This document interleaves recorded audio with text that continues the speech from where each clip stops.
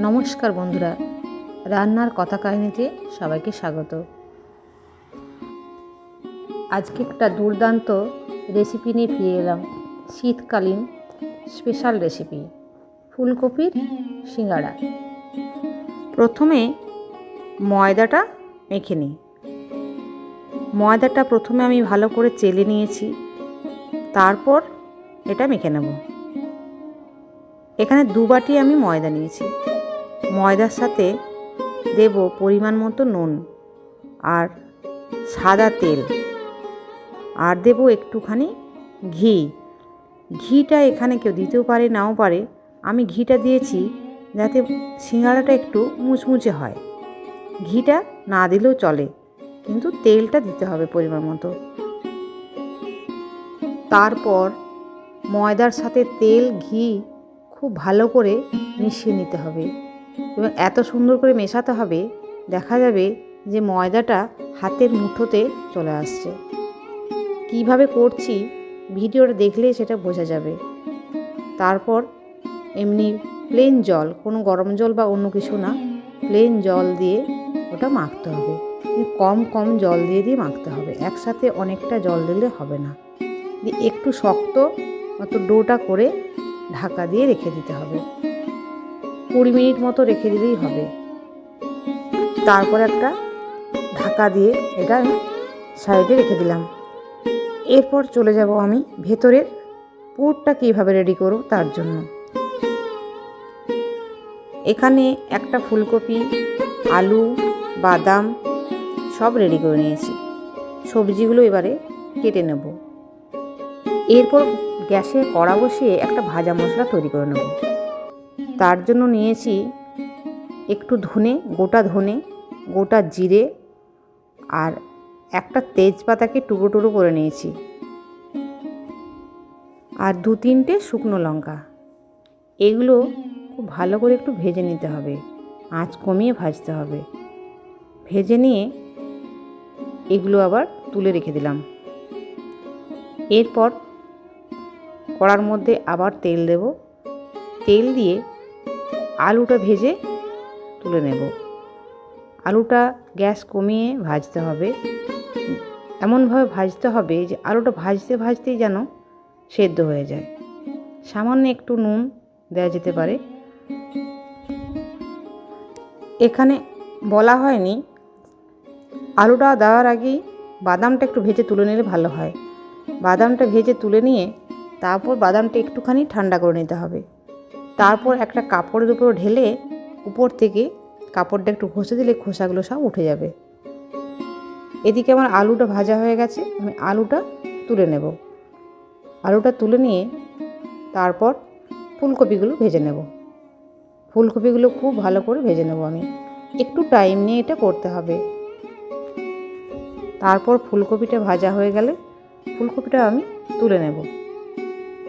এরপর কড়ার মধ্যে যে অবশিষ্ট তেলটা থাকলো, আমি কিন্তু এখানে আর তেল দেব না, কারণ ফুলকপি আর আলু ভাজার সময় বেশ অনেকটা তেল উঠেছে, তাই আমি আর তেল দেব না। এই তেলের মধ্যে আমি গোটা জিরে ফোড়ন দিলাম, তারপর একটুখানি আদা কুচি দিলাম। আদা কুচি দিয়ে ভালো করে একটু নেড়ে নিলাম। কিছু কড়াইশুঁটি ছাড়ানো ছিল, সেগুলো আমি দিয়ে দিলাম তেলের উপর। আবার একটু নেড়ে নিলাম। তারপর দিলাম 1 চিমটি হলুদ, একটু জিরে গুঁড়ো আর একটু কাশ্মীর লঙ্কার গুঁড়ো, কালারটা সুন্দর করার জন্য। দিয়ে ভালো করে একটু মশলাটা কষে নিলাম। তারপর সবজিগুলো দিয়ে দিলাম, আলু আর ফুলকপি দিয়ে। এরপর আবারও খুব ভালো করে এটা কষে নেব। এখানে জল দেওয়ার কোনো প্রয়োজন নেই, কারণ আলু আর ফুলকপি আমার অলরেডি সেদ্ধ হয়েই গেছে। এখানে কেউ কাঁচা লঙ্কা ব্যবহার করতে পারে, যে যেরকম ঝাল খাবে দিতে পারে। আর ভেজে রাখা বাদামগুলো এই সময় দিয়ে দিতে হবে। ফুলকপি আলু ভালো করে কষানো হয়ে যাওয়ার পর আমি এখানে একটুখানি গরম মশলা দিয়েছি, আর দিয়েছি 1 চামচ ময়দা।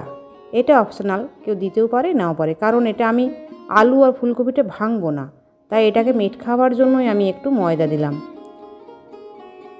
দিয়ে খুব ভালো করে নুন চিনি দিয়ে খুব ভালো করে এটা মশলাটা করে নিতে হবে। নামানোর আগে যে ভাজা মশলাটা আমি করেছিলাম, ওটা মিক্সিতে গুঁড়ো করে নিয়েছিলাম, ওটা মিশিয়ে দিতে হবে। ব্যাস হয়ে গেল সিঙ্গাড়ার পুরটা রেডি। এরপর সিঙ্গাড়া তৈরি পালা। এদিকে ময়দাটা আমার অনেকক্ষণ সময় ভিজে গেছে। এরপর আরেকটু হাতে করে মেখে নিয়ে লেচিগুলো কেটে নেব। যেরকম আমরা রুটির লেচি করি ওরকমই লেচিগুলো করতে হবে। তারপর ভালো করে গোল গোল করে বেলতে হবে, একটু লম্বা করতে হবে, তাহলে সিঙ্গাড়াটা গড়তে সুবিধা হবে।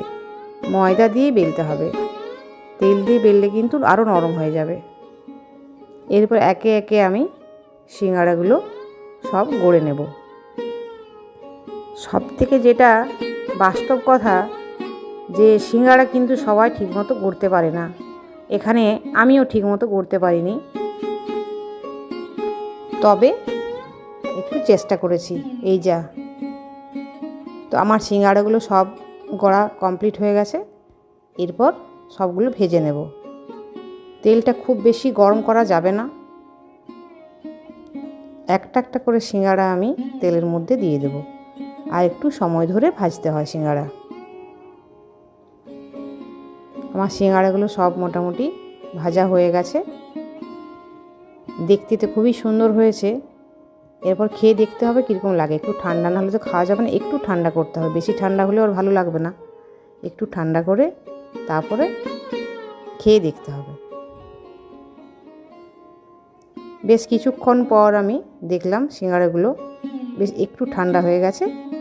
এরপর দেখো, তোমাদের দেখাচ্ছি ভেতরটা কি সুন্দর হয়েছে। একটা ভেঙে দেখায় তাহলে বুঝতে পারবে। দেখো কি সুন্দর হয়েছে। আর খেয়ে যারা খেলো তারাও খেয়ে বলল খুবই সুন্দর হয়েছে। আমি একটা চেষ্টা করেছি, তোমাদের সাথে এই ভিডিওটা শেয়ার করলাম। যদি ভালো লাগে অবশ্যই কমেন্ট করে জানিও, আর আমার পাশে থেকো। আর একটা লাইক, কমেন্ট, শেয়ার এগুলো তো বলার অপেক্ষা রাখে না, এগুলো অবশ্যই একটু করে দিও। আর কি, সবাই তোমরা ভালো থাকবে, সুস্থ থাকবে। ভিডিওটা এখানেই শেষ করি। সবাইকে আবারও অসংখ্য ধন্যবাদ।